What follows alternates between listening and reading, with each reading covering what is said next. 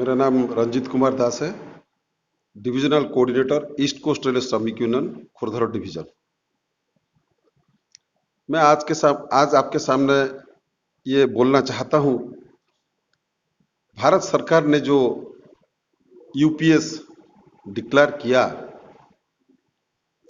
ये हमारे सारे रेल कर्मचारी, उनके परिवार का मेहनत का फल है। एंड इसको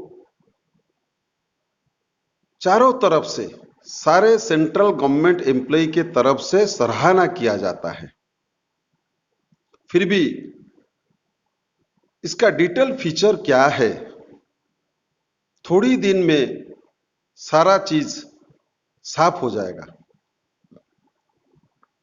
डिटेल फीचर आने से पहले इसका बुराई करना,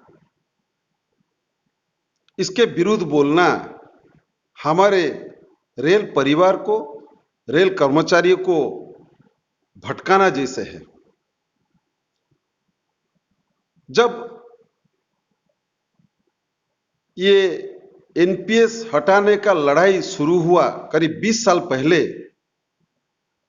इस लड़ाई में ईस्ट कोस्ट रेलवे श्रमिक union under the banner of AIRF बहुत संघर्ष किया।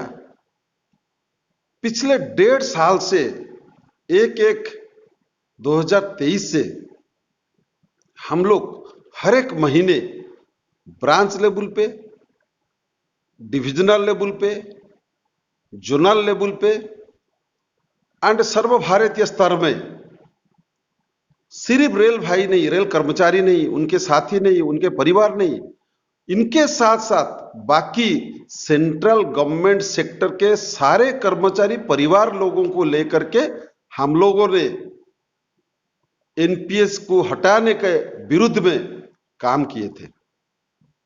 इसमें हम लोगों को हमारे प्यारे उड़ीसा सरकार के कर्मचारी, उनका परिवार का भी साथ मिला था, जिसके चलते भुवनेश्वर में हम लोग एक बहुत महारैली किए थे, जिसमें करीब 25,000 एम्प्लॉई और उनके परिवार लोग आए थे। गवर्नर हाउस के सामने हम लोग धरना प्रदर्शन किए थे। बहुत मेहनत के बाद ये फल मिला है। मैं आपको याद दिलाना चाहता हूं, जब ओपीएस का इंट्रोडक्शन हुआ 60 के दशक में, तभी जो सुविधाएं मिला था, हमारे फेडरेशन, हमारे श्रमिक साथियों, हमारे कर्मचारियों के आंदोलन के माध्यम से ओपीएस में बहुत सुधार आया। सुधार आते आते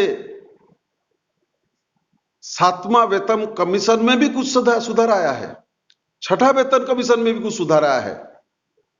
एक दिन में ओपीएस का आज ये स्वरूप नहीं है।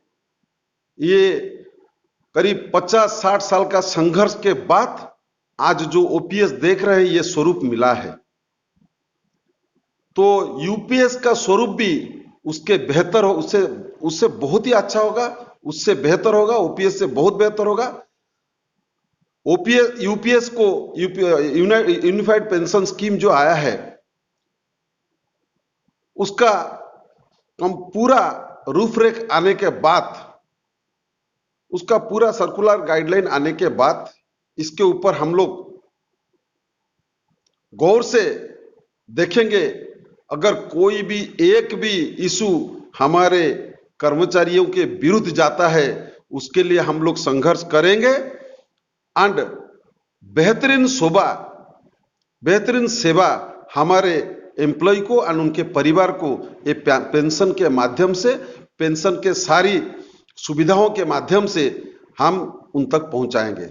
मैं सारे रेल कर्मचारी, उनके परिवार को धन्यवाद देना चाहूंगा।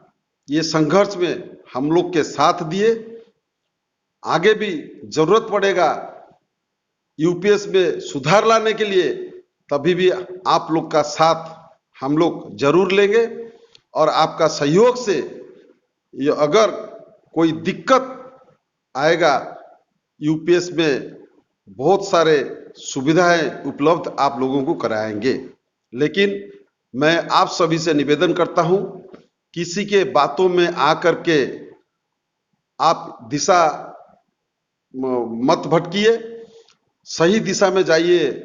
एनपीएस से यूपीएस मैं यकीन के साथ कहता हूं बेहतर है। और आप लोग को सिर्फ एक ऑप्शन मिलेगा चेंज करने के लिए, from NPS to UPS.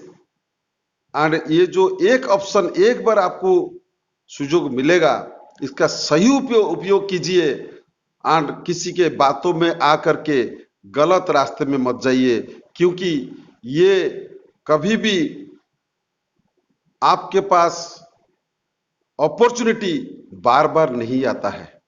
And इस अपॉर्चुनिटी का सद्व्यवहार कीजिए एंड आशा रखिए UPS will be a very good scheme in future days. Thank you.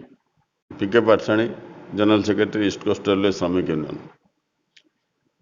आज जो यूपीएस, एनपीएस, ओपीएस को लेके आप लोग का अंदर में जो कुछ लोग भ्रम पैदा कर रहा है, इसके लिए मैं थोड़ा क्लैरिफिकेशन देना चाहता हूं।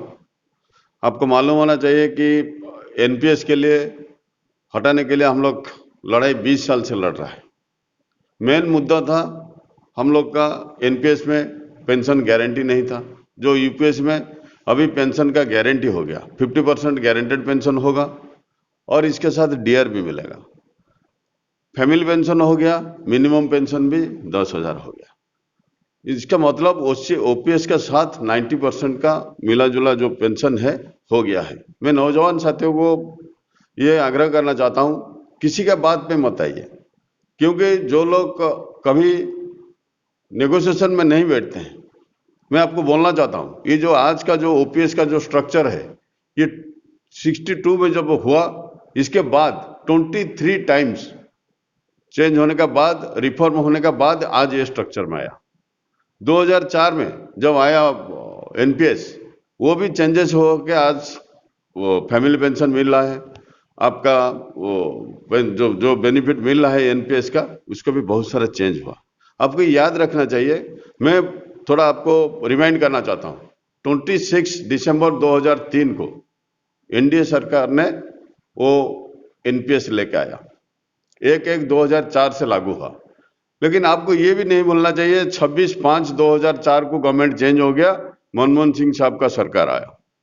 आने के बाद वो एनपीएस नहीं हटाया, क्योंकि 4 महीना 5 महीना में रिक्रूटमेंट कुछ नहीं हुआ था। ऐसे नहीं करके फिर कांग्रेस गवर्नमेंट में क्या किया, 2013 में पीएफआरडी एक्ट लाके इसको और स्ट्रांग करने का काम किया।